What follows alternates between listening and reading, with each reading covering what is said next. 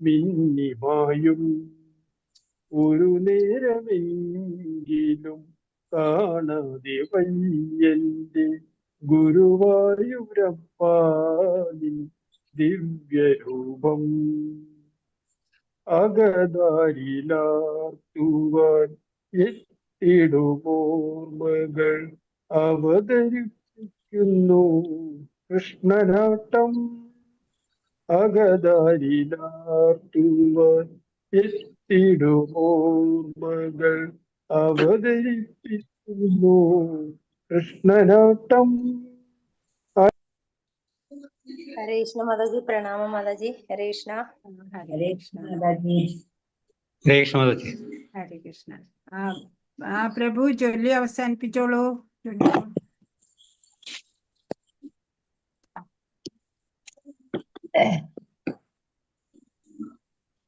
പാട്ട് പാടിക്കോളൂ. കഴിഞ്ഞോ? ഇല്ല, കഴിഞ്ഞില്ല. ഹരേ കൃഷ്ണ. രാജേഷ് പ്രഭു അത് കംപ്ലീറ്റ് ചെയ്തോളൂ. ഹരേ കൃഷ്ണ. അൺമ്യൂട്ടായോ? കേൾക്കണില്ലേ? അൺമ്യൂട്ടായെന്ന് തോന്നുന്നില്ല.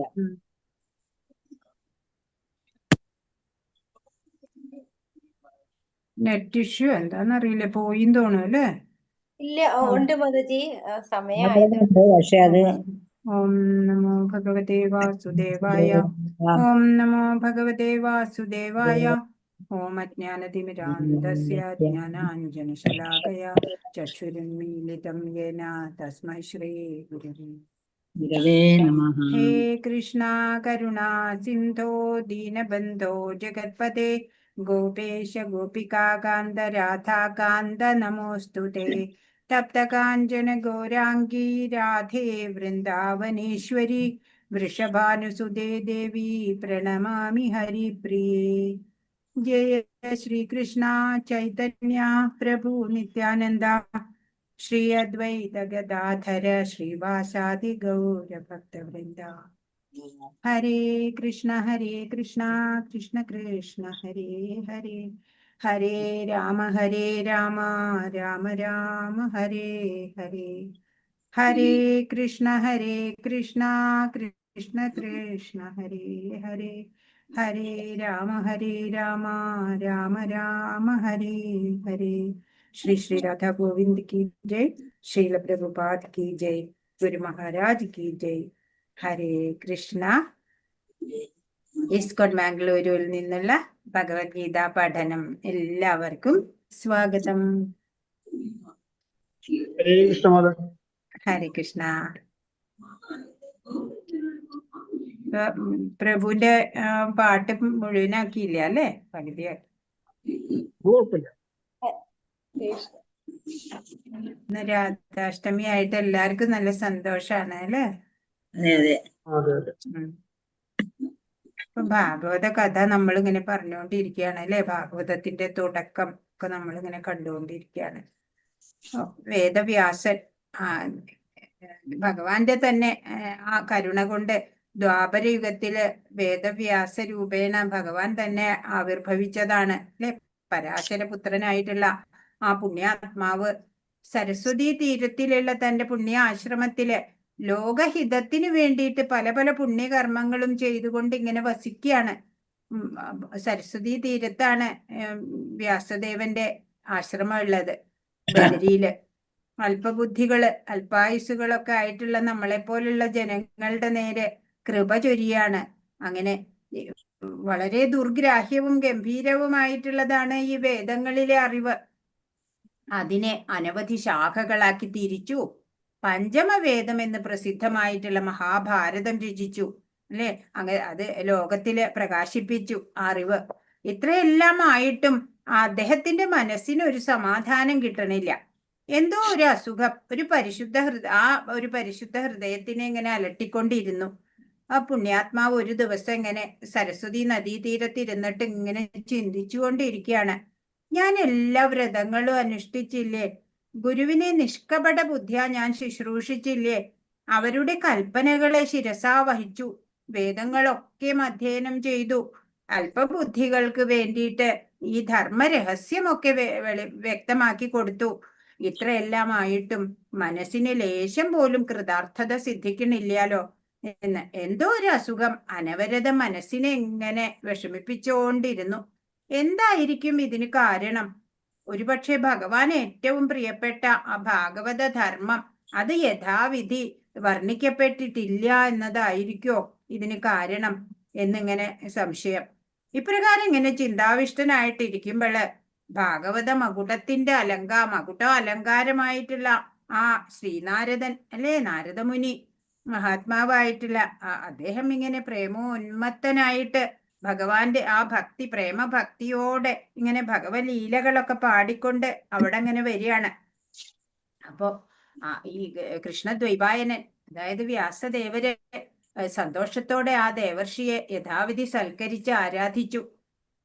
അങ്ങനെ വീണാപാണിയായിട്ടുള്ള ആ ദേവർഷി കൃഷ്ണദ്വൈപായനോട് പറയാണ്, ഹേ പരാശരപുത്ര, ശബ്ദബ്രഹ്മത്തിലും പരബ്രഹ്മത്തിലും ഒരുപോലെ നിഷ്ണാതനായിട്ടുള്ള ഭവാൻ എന്താണ് അകൃതാർത്ഥനെ പോലെ, ഒരു കൃതാർത്ഥതയില്ല പോലെ, ഒരു തൃപ്തി ഇല്ലാത്ത പോലെ അദ്ദേഹം അങ്ങ് അങ്ങയുടെ മുഖത്ത് കൃതാർത്ഥതയുടെ ലേശം പോലും കാണുന്നില്ല എന്ന്. അപ്പോ സത്യവതി പുത്രൻ ആയിട്ടുള്ള ആ വ്യാസദേവൻ വിനീതനായിട്ട് പറഞ്ഞു, കഴിയുന്നതൊക്കെ ഞാൻ ചെയ്തു നോക്കി, എന്നാൽ ലേശം പോലും സമാധാനം മനസ്സിന് സിദ്ധിക്കണില്ല. അവിടുന്ന് തന്നെ അത് പറഞ്ഞു തന്ന് അനുഗ്രഹിക്കണം. അവിടുത്തെ പോലുള്ള മഹാത്മാക്കൾ എന്തിനാ ഈ ലോകത്തൊക്കെ സഞ്ചരിക്കണത്? ലോകഹിതാർത്ഥമാണ് അല്ലെ, എല്ലാവർക്കും നന്മ വരാൻ വേണ്ടിയിട്ടാണ് സർവത്ര സഞ്ചരിക്കണത്. അപ്പോൾ ശ്രീനാരദൻ ഇങ്ങനെ ചിരിച്ചുകൊണ്ട് പറഞ്ഞു, ഭഗവാൻ ധർമാധർമ്മങ്ങളെ പറ്റിയൊക്കെ വിസ്തരിച്ചു വർണ്ണിക്കുകയുണ്ടായി. പക്ഷേ ഭഗവത് ലീലകള് അപ്രകാരം വർണ്ണിച്ചിട്ടില്ല. എത്ര തന്നെ സുന്ദരാണെങ്കിലും ഭഗവൻ മഹിമയെ സ്പർശിക്കാത്ത വാക്കുണ്ടല്ലോ, അതിനെ പരമഹംസന്മാരൊക്കെ എന്തുപോലെ അറിയോ? ക്ഷുദ്രമായ ചളിക്കുണ്ട് പോലെയാ കണക്കാക്കുന്നുള്ളൂ. അരയന്നങ്ങൾ ചളിക്കുണ്ടിൽ പോകില്ല. അതുപോലെ ആ മഹാത്മാക്കളൊന്നും ഇതില് ഭഗവത് മഹിമയെ സ്പർശിക്കാത്ത സാഹിത്യങ്ങളിലൊന്നും രമിക്കില്ല എന്ന് പറഞ്ഞു. അപ്പം ഭഗവൻ മഹിമയെ വർണ്ണിക്കുന്ന വാക്ക് അത് അക്ഷരം പ്രതി അബദ്ധാണെങ്കിൽ പോലും ലോകത്തിനെ ശുദ്ധീകരിക്കുന്നത് തന്നെയാണ്. സജ്ജനങ്ങളൊക്കെ അതിനെ ആദരപൂർവം കേൾക്കുകയും പാടുകയും ഒക്കെയും ചെയ്യും. ഭക്തി ഇല്ല എന്നുണ്ടെങ്കില് പരിശുദ്ധ ജ്ഞാനം പോലും ശോഭ ഉണ്ടാവില്ല. പിന്നെ വെറും കാമ്യകർമ്മങ്ങളുടെ കഥ പിന്നെ പറയാനുണ്ടോ? കാമ്യകർമ്മ തൽപരന്റെ മനസ്സുണ്ടല്ലോ, ഒരിക്കലും ശാന്തമായിട്ട് വർത്തിക്കില്ല. അത് അനുനിമിഷം ഇങ്ങനെ കൊടുങ്കാറ്റത്തുള്ള തോണി എന്ന പോലെ അങ്ങോട്ടും ഇങ്ങോട്ടും ഒക്കെ ഇങ്ങനെ അടിക്കപ്പെട്ടുകൊണ്ട് തന്നെ ഇരിക്കുകയാണ് ചെയ്യുക. സ്വാഭാവികമായിട്ട് മനുഷ്യൻ കർമ്മ തൽപരരാണ് മനുഷ്യര്. പിന്നെയും കാമ്യകർമ്മങ്ങളിൽ പ്രേരിപ്പിക്കുന്നത് അന്യായല്ലേ? അതുകൊണ്ട് ഭഗവാന്റെ ആ ദിവ്യ ലീലകളെ തന്നെ പ്രധാനമായിട്ട് വർണ്ണിക്കണം കേട്ടോ എന്ന് പറയാണ്. അപ്പൊ ഭഗവാന്റെ ലീലാശ്രവണ കീർത്തനങ്ങളുടെ ദിവ്യ പ്രഭാവത്താലാണ് ഇപ്പൊ ഞാനുണ്ടല്ലോ, ഞാൻ തന്നെ ഇപ്പൊ ജീവൻ മുക്താവസ്ഥയെ പ്രാപിച്ചത്. എനിക്കിപ്പോ ഭൗതികതയിലൊന്നും ഒരു വിഷയത്തിലും താല്പര്യമില്ല. പൂർവജന്മത്തിൽ ഞാൻ ദാസീപുത്രനായിരുന്നു. എനിക്ക് മഹാപുരുഷന്മാരെ ശുശ്രൂഷിക്കാനുള്ള ഭാഗ്യം സിദ്ധിച്ചു. അങ്ങനെ അവരുടെ മുഖത്തിൽ നിന്ന് നിർഗളിച്ചുകൊണ്ടിരുന്ന ആ ലീലാമൃതം ഉണ്ടല്ലോ, അത് ഞാൻ ഇങ്ങനെ തുടർച്ചയായി പാനം ചെയ്ത് ആ ഭഗവാനില് പ്രേമം അങ്കുരിക്കാൻ തുടങ്ങി. എനിക്ക് പ്രേമഭക്തി വരാൻ തുടങ്ങി. ക്രമേണ അത് പുഷ്ടിപ്പെട്ടു. സർവ്വതും ഭഗവത് ലീലാവിലാസമായിട്ടാണ് ഞാൻ പിന്നെ കണ്ടത്. ചാതുർമാസ്യ അവസാനത്തില് ആ ഗുരുവര്യന്മാര് എന്നെ അനുഗ്രഹിച്ച് അവിടം വിട്ടുപോയി. 4 പേര് അല്ലേ, 4 മഹർഷിമാരുണ്ടായിരുന്നു. അങ്ങനെ മാതാവ് മാത്രായിരുന്നു നാരദ മഹർഷിയല്ല അന്ന് ദാസീപുത്രനാ. അപ്പോ മാതാവ് മൃതി അടയുന്നവരെ അവിടെ തന്നെ ഒരുവിധം കഴിച്ചുകൂട്ടി. അതിനുശേഷം മാതാവ് മരിച്ചു. ശേഷം ഭഗവൻ മഹിമ തന്നെ ചിന്തിച്ചുകൊണ്ട് അവിടെ നിന്ന് പുറപ്പെട്ടു പോയി. പല പല സ്ഥലങ്ങളും കടന്നു ഘോരമായ വനത്തിനെ പ്രാപിച്ചു. അവിടെ ഏകാന്തായിട്ടുള്ള ഒരു സ്ഥലത്തിരുന്നിട്ട് ഗുരുക്കന്മാരുടെ ഉപദേശമൊക്കെ അനുസരിച്ചിട്ട് ഈ ജഗന്മോഹനമായിട്ടുള്ള ആ ഭഗവാന്റെ ആ സ്വരൂപത്തില് മനസ്സിനെ ഏകാഗ്രമാക്കി ധ്യാനമഗ്നനായി. അങ്ങനെ കുറെ കഴിഞ്ഞപ്പോ ഹൃദയത്തില് ആ ഭഗവാൻ ഉണ്ടല്ലോ, ഭക്തവത്സലനായിട്ടുള്ള ആ ഭഗവാൻ സുമധുര മന്ദഹാസത്തോടു കൂടിയിട്ട് എന്റെ ഉള്ളിൽ ആവിർഭവിച്ചു. ആനന്ദാതിശയത്താല് ഞാന് രോമാഞ്ചകഞ്ചുകിതനായി. അങ്ങനെ ആനന്ദാശ്രുക്കളാൽ അഭിഷിക്തനായി ബാഹ്യപ്രപഞ്ചമെല്ലാം ദൃഷ്ടിയിൽ നിന്ന് മറഞ്ഞു, അന്തർധാനം ചെയ്തു. ക്രമേണ പരിപൂർണ സമാധിയിൽ ഞാൻ ലയിക്കുകയാണ് ഉണ്ടായത്. അങ്ങനെ പിന്നെ കുറേ സമയം അങ്ങനെ ആ പരമാനന്ദ അനുഭൂതിയിൽ അങ്ങനെ ആറാടി. കുറച്ചു കഴിഞ്ഞപ്പോഴോ ആ ദർശനം നഷ്ടപ്പെട്ടു. പ്രേമപീഡിതനായിട്ടുള്ള ഞാൻ ഇനിയും ഭഗവാനെ ആ ദർശനം വേണം എന്ന് പറഞ്ഞ് പലവട്ടം ശ്രമിച്ചു. എന്നാലോ എല്ലാം നിഷ്ഫലായി. പെട്ടെന്നൊരു അശരീരി വാക്കാണ് പിന്നെ കേട്ടത്. പുത്ര, ഈ ദിവ്യ ദർശനം കൃപ അതിശയത്താൽ ഒരിക്കൽ അങ്ങേക്ക് തന്നു. ഇനി അത് ഈ ജന്മത്തിൽ ദുർലഭാണ്. എന്റെ ദിവ്യ ലീലകൾ തന്നെ പാടിയിട്ട് കാലം ശേഷം നയിച്ചോളൂ എന്ന്. അടുത്ത ജന്മത്തില് പരമപ്രേമത്തെയും നിത്യസാക്ഷാത്കാരത്തെയും പ്രാപിക്കാൻ കഴിയും എന്ന്. അങ്ങനെ പിന്നീട് അവിടെ നിന്ന് നാരദ മഹർഷിയല്ല, ദാസീപുത്രൻ അവിടുന്ന് ആജ്ഞ അനുസരിച്ച് കാലം നയിച്ചു. ക്രമേണ ആ ശരീരം ജരാജീർണമായിട്ട് പതിച്ചു. അങ്ങനെ ഭഗവത് കൃപാതിശയത്താല് പിന്നീട് ഈ ജന്മത്തില് ദിവ്യഭാവം സിദ്ധിച്ചു, നാരദ മഹർഷിയായി. അല്ലെ? ഇപ്പോഴോ അവിടുത്തെ ലീലകളും തിരുനാമങ്ങളും ഒക്കെ പാടി പാടി ലോകങ്ങളെ ശുദ്ധീകരിച്ചു കൊണ്ട് സഞ്ചരിക്കുകയാണ്. അല്ലെ നാരദമുനി? അപ്പൊ പറയാണ്, ഭഗവാനും അങ്ങനെ ചെയ്യൂ. ആ ദിവ്യ ലീലകൾ ഉണ്ടല്ലോ, അതിനെ തന്നെ പ്രധാനമായിട്ട് വർണ്ണിച്ചോളൂ. നിശ്ചയമായിട്ടും ശാന്തിയും സമാധാനവും ഉണ്ടാവും. അങ്ങനെ പറഞ്ഞിട്ട് ലീലാഗാനങ്ങൾ പാടിക്കൊണ്ട് ശ്രീനാരദൻ അവിടെ നിന്നും അന്തർധാനം ചെയ്തു. എല്ലാ ലോകങ്ങളിലും എപ്പോ വേണമെങ്കിലും സഞ്ചരിക്കാനുള്ള സിദ്ധിയുണ്ട്. അല്ലെ? ശ്രീ നാരദമുനിക്ക് അദ്ദേഹത്തിന്റെ 3ാമത്തെ ജന്മമാണ് നാരദമുനിയായിട്ട്. അതുപോലെ നമ്മൾക്കൊക്കെ ആയിരക്കണക്കിന് കോടിക്കണക്കിനൊക്കെ ജന്മങ്ങൾ എടുത്തേക്കാം, അല്ലെ, പരിപൂർണതയിലെത്താൻ. അപ്പൊ നമ്മള് ഇപ്പൊ പഠിച്ചത് എന്താണ്? ഹരേ കൃഷ്ണ. നമ്മള് 8ാം അധ്യായം പഠിച്ചുകൊണ്ടിരിക്കുകയാണ്. അതിലിപ്പോ നമ്മള് ഏത് ശ്ലോകം വരെ എത്തി? ശരീരം ത്യജിച്ചു കഴിഞ്ഞാല് ഈ ജീവന്റെ ഗതി എന്താണ് എന്നൊക്കെയാണ് ഈ അധ്യായത്തിലൂടെ നമ്മൾ മനസ്സിലാക്കുന്നത്. അചഞ്ചല ഭക്തിയോടെ ജീവിതകാലമൊക്കെ സാധന ചെയ്തിട്ട് ഒരാള് വിശേഷിച്ച് മരണവേളയില് കൃഷ്ണനെ സ്മരിക്കുക വഴി ഈ ഭൗതിക ലോകങ്ങൾക്കപ്പുറമുള്ള ഒരു ഭഗവാന്റെ ധാമമുണ്ട്, അല്ലേ? അതാണ് നമ്മുടെയൊക്കെ സ്വധാമം. ആ ഭഗവത് ധാമത്തിലേക്ക് എത്തും എന്ന് ഭഗവാൻ നമുക്ക് പറഞ്ഞു തരികയാണ്. 18 ശ്ലോകം വരെയും പഠിച്ചു. 18 ശ്ലോകം. അപ്പോ സ്വർഗത്തെക്കാളും ശ്രേഷ്ഠമായിട്ടുള്ള ബ്രഹ്മലോകം, അവിടെ എത്തിയാൽ പോലും അതും ശാശ്വതമല്ല, അല്ലെ? പാതാളം മുതല് ബ്രഹ്മലോകം വരെയുള്ളത് ഭൗതിക ലോകം തന്നെയാണ്.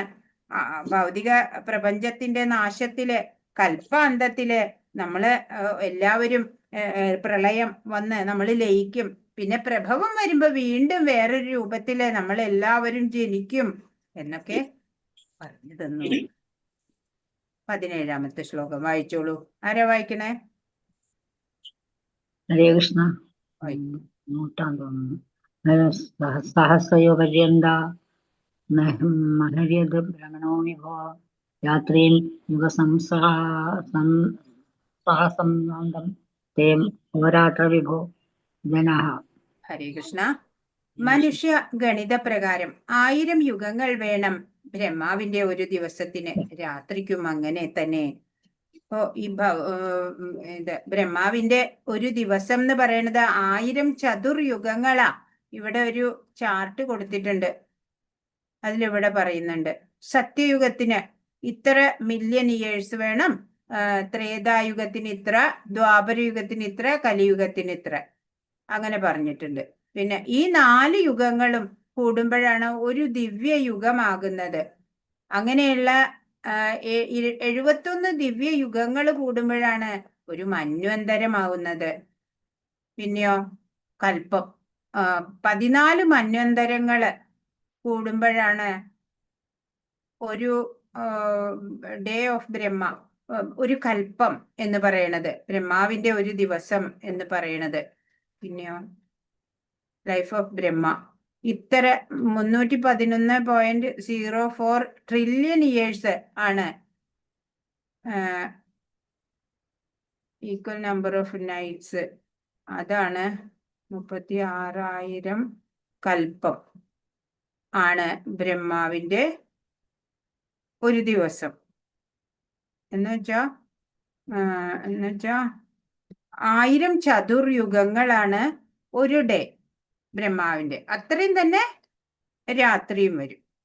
പിന്നെ അത് അങ്ങനെയുള്ള 100 വർഷം എത്തുമ്പോഴാണ് 100 വർഷമാണ് ബ്രഹ്മാവിന്റെ ആയുസ്. ഇതൊക്കെ ഒരു കാലഗണനയൊക്കെ കുറച്ച് ടഫാണ് മനസ്സിലാക്കാൻ. വളരെ വിസ്മയകരാണ്. വളരെ വലിയൊരു നമ്പറാണ്. അത് നമുക്കൊക്കെ അചിന്ത്യമായിട്ടുള്ള ഒരു കണക്ക് തന്നെയാണ് അതൊക്കെ. മനുഷ്യരുടെ ഒരു മാസം പിതൃക്കളുടെ ഒരു ദിവസം എന്നാ പറയാ. ഇപ്പൊ കൃഷ്ണപക്ഷം പകല് അല്ല, മനുഷ്യരുടെ ഒരു വർഷം ദേവന്മാരുടെ ഒരു ദിവസാണ്. പിന്നെന്താ, ഈ ഉത്തരായണം പകല് അങ്ങനെയുള്ള സമയമാണ് മരണത്തിന് നല്ലത്. അത് അടുത്തടുത്ത ശ്ലോകങ്ങളിൽ വരുന്നുണ്ട്. അത് പറയും ബ്രഹ്മാവ് ഉറങ്ങുകയും ഉണരുകയും ചെയ്യുമ്പോഴേ എന്ത് സംഭവിക്കണു എന്നാണ്. പ്രപഞ്ച ഘടകങ്ങൾക്കൊക്കെ എന്താണ് സംഭവിക്കുക? ബ്രഹ്മാവ് ഉറങ്ങുകയും ഉണരുകയും ചെയ്യുമ്പോൾ എന്നാണ് ഇവിടെ പറഞ്ഞു തരുന്നത്.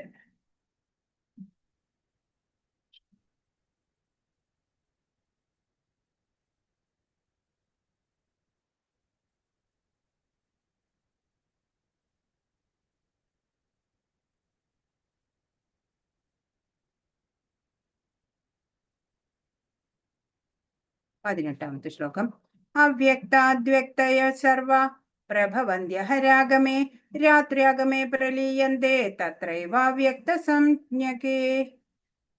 ബ്രഹ്മദിനാരംഭത്തിൽ സർവഭൂതങ്ങളും അവ്യക്തതയിൽ നിന്ന് പ്രത്യക്ഷീഭവിക്കുന്നു.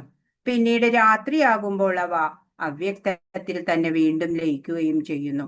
പ്രളയം, പ്രഭവം, അതിനെ കുറിച്ചാണ് ഇവിടെ പറയുന്നത്. ഇപ്പൊ പ്രളയം എന്ന് പറഞ്ഞാല് ഈ സർവഭൂതങ്ങളും അവ്യക്തത്തിൽ ലയിക്കണതാണ് പ്രളയം എന്ന് പറയുന്നത്. എന്നാൽ പ്രഭവം എന്ന് പറയണതോ ബ്രഹ്മാവിന്റെ ഒരു ദിനാരംഭം. ആ ആരംഭത്തില് സർവഭൂതങ്ങളും അവ്യക്തതയിൽ നിന്ന് പ്രത്യക്ഷീഭവിക്കുകയാണ് ചെയ്യണത്. എന്നാൽ ബ്രഹ്മാവിന്റെ രാത്രിയാവുമ്പോഴോ ഇതൊക്കെ വീണ്ടും അവ്യക്തത്തിൽ തന്നെ ലയിക്കുകയും ചെയ്യണു എന്നാണ്. നമ്മൾ ഉറങ്ങുമ്പോൾ ചിന്തകളൊക്കെ അടങ്ങും അല്ലെ. ഇപ്പൊ വിശ്വമനസ്സാണ് ഈ ബ്രഹ്മാവിൻ്റെത്. അതാണ് ഈ ലോകം. യോഗിയുടെ തലത്തിലെത്തിയവ ഉയർന്നാൽ മാത്രമാണ് നമുക്ക് ഇതൊക്കെ കൃത്യമായിട്ട് മനസ്സിലാവുള്ളൂ. ഇപ്പൊ ചെറുതായിട്ടൊന്ന് മനസ്സിലാക്കി പോകാം നമുക്ക്. 19. ഈ ബ്രഹ്മാവിൽ നിന്നുണ്ടാവുന്നത് പുതിയവയാണോ അല്ലെ? ബ്രഹ്മാവ് ഉറങ്ങുക എന്ന് പറഞ്ഞാൽ അതാണ് പ്രളയം എന്ന് പറഞ്ഞു. എന്നാ പിന്നെ ഈ ബ്രഹ്മാവിന്റെ ദിനാരംഭം എന്ന് പറയുന്ന ആ പ്രഭവത്തില് ഇതൊക്കെ പുതിയവയാണോ ഉണ്ടാവുന്നത്? അതാണ് 19ാമത്തെ ശ്ലോകം പറയുന്നത്. ഭൂതഗ്രാമസേവായം ഭൂത്വാ പ്രലീയതേ രാത്ര്യാഗമേ അവശപാർത്ഥ പ്രഭവത്യഹരാഗമേ. വീണ്ടും വീണ്ടും ബ്രഹ്മദിനാരംഭത്തോടെ സകല ഭൂതജാലങ്ങളും ഉളവാകുന്നു. ബ്രഹ്മനിശാഗമത്തിൽ അവയെല്ലാം നിസ്സഹായരായി നശിക്കുന്നു. എന്താ ഉണ്ടാവണ ഇവിടെ? ഈ ബ്രഹ്മാവിൽ ലയിച്ചത് തന്നെയാണ് ബ്രഹ്മദിനാരംഭത്തില് പ്രകടമാവുന്നതും രാത്രിയാകുമ്പോൾ ലയിക്കുന്നതും അത് തന്നെയാണ്, അല്ലാണ്ട് പുതിയതല്ല. ഭഗവാനിൽ ലയിച്ചാല് പിന്നെ തിരിച്ചു വരവില്ല. പക്ഷെ ബ്രഹ്മാവിൽ ലയിച്ചാല് തിരികെ വരണം. അങ്ങനെയൊക്കെയാണ് ഇതിന്റെ കണക്കുകള്. ഇപ്പൊ പ്രപഞ്ചമുണ്ടായ കാലം മുതൽക്കേ ഞാനും നീയും ഒക്കെ ഉണ്ടായിരുന്നു എന്ന് ഭഗവാൻ 4ാം അധ്യായത്തിൽ പറയുന്നുണ്ട് അല്ലേ.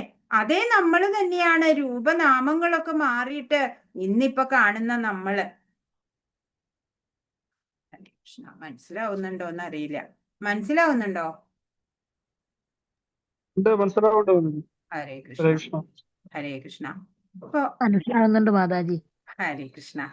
ഇപ്പൊ കുറച്ച് ടഫാണ് അല്ലെ മനസ്സിലാക്കാൻ. എന്നാലും ഇടയ്ക്ക് ചെറിയ വേറെ കുറച്ച് കാര്യങ്ങളൊക്കെ പറയാം. അപ്പൊ ചിലർക്ക് ശ്രീരാമചന്ദ്ര പ്രഭുവിനെയാ വലിയ ഇഷ്ടം ഉണ്ടാവുക, അല്ലെ?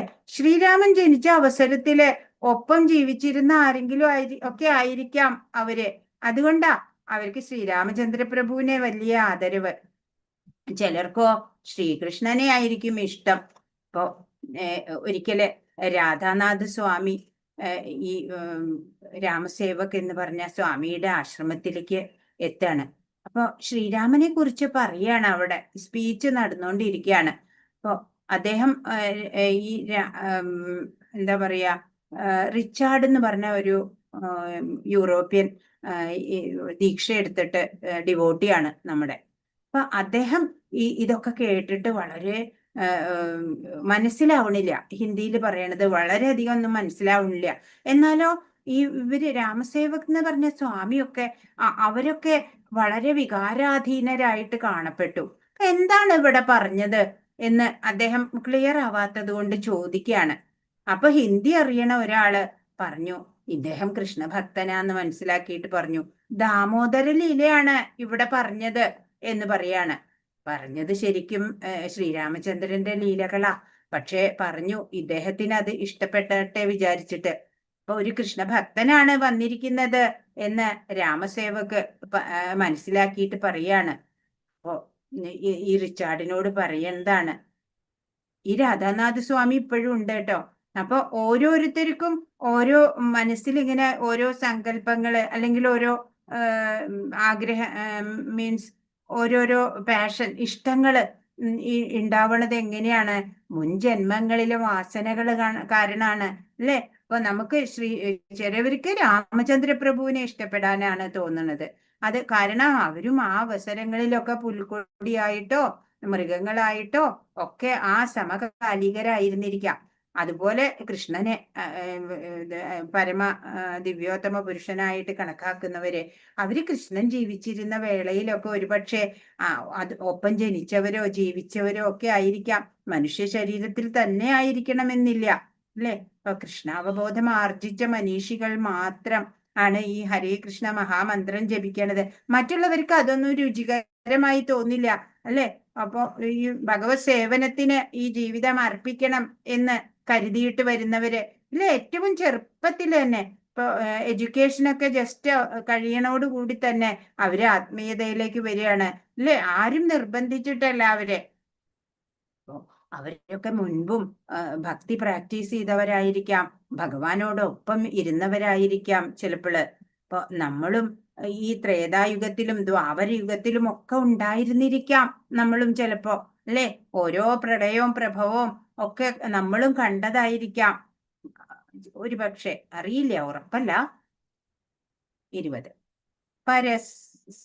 പരസ്തസ്മാസ്തു ഭാവോന്യോ വ്യക്തോ വ്യക്ത സനാതന യസ സർവേഷു ഭൂതേഷു നശ്യത്സു ന വിനശ്യതി. വ്യക്തവും അവ്യക്തവുമായ ഭൗതിക പ്രകൃതിക്ക് അതീതമായി സനാതനമായ മറ്റൊരു വ്യക്തഭാവമുണ്ട്. സമുത്കൃഷ്ടമായ അതിനൊരിക്കലും നാശമില്ല. സർഗാവസാനത്തിലും അത് അതേപോലെ നിലനിൽക്കുന്നു. പറയണേ, അതീന്ദ്രിയവും സനാതനവുമായിട്ടുള്ള ഭഗവാന്റെ ആത്മീയ ശക്തി ഉണ്ടല്ലോ, ഈ ഭൗതിക പ്രകൃതിയുടെ പരിണാമ വിശേഷങ്ങൾക്കൊക്കെ അപ്പുറമാണ് ഉള്ളത്. ബ്രഹ്മാവിന്റെ ദിനരാത്രങ്ങൾക്കനുസരിച്ച് സംഭവിക്കുന്ന പരിണാമങ്ങളാ ഇതൊക്കെ. ഗുണം കൊണ്ട് ഭൗതിക പ്രകൃതിക്ക് വിപരീതമാണ് ഈ ആത്മീയമായിട്ടുള്ള ശക്തി എന്ന് പറയണത്. അതൊക്കെ 7-ാം അധ്യായത്തിൽ കുറച്ചൊക്കെ നമ്മൾ പഠിച്ചു, അല്ലെ? ബ്രഹ്മാവിന്റെ നിദ്ര എന്ന് പറയണതാണ് നൈമിത്തിക പ്രളയം. ഈ പ്രളയവും പിന്നെ പ്രഭവവും ഒക്കെ സംഭവിക്കുമ്പോഴും ഈ ചൈതന്യം, അല്ലെ, ഈ പരമസത്യം അത് സദാ നിലനിൽക്കുന്നു, അതിനൊരു മാറ്റമില്ല, അല്ലെ? പ്രളയശേഷം അവ്യക്തദശ പരമമായിട്ടുള്ള ആ ചൈതന്യത്തിൽ ലയിക്കണു എന്ന് ബ്രഹ്മാവും ലയിക്കും. അപ്പോള് ഭഗവാനില് ഈശ്വര വിശ്വാസികൾ പോലും ഈ ഭഗവാനിലേക്കുള്ള ആ യാത്ര, ആ ഒരു ലക്ഷ്യം മനസ്സിലാക്കുന്നില്ല, അല്ലെ? ഇന്ദ്രിയ മനസ്സുകൾക്ക് ഗോചരമല്ലാത്തതാണ് സത്യദർശികള് കണ്ടറിഞ്ഞ ആ സ്ഥാനം, ശാശ്വതമായ സ്ഥാനം, അല്ലെ? അവിടേക്കാണ് നമ്മള് ഒക്കെ ലക്ഷ്യമാക്കി നീങ്ങേണ്ടത് എന്ന് ഭഗവാൻ ഇതിലൂടെ ഇവിടെ പറഞ്ഞു തരാണ് 21. ഒരിക്കലും നശിക്കാത്ത ആ ചൈതന്യം തന്നെയാണ് ഓരോ ജീവന്റെയും പരമഗതി. അതാണ് 21 പറയുന്നത്. അവ്യക്തോ അക്ഷര ഇത്യുക്തം സ്തമാഹു പരമാം ഗതി യം പ്രാപ്യന നിവർത്തന്തേ തഥാമ പരമം മമ.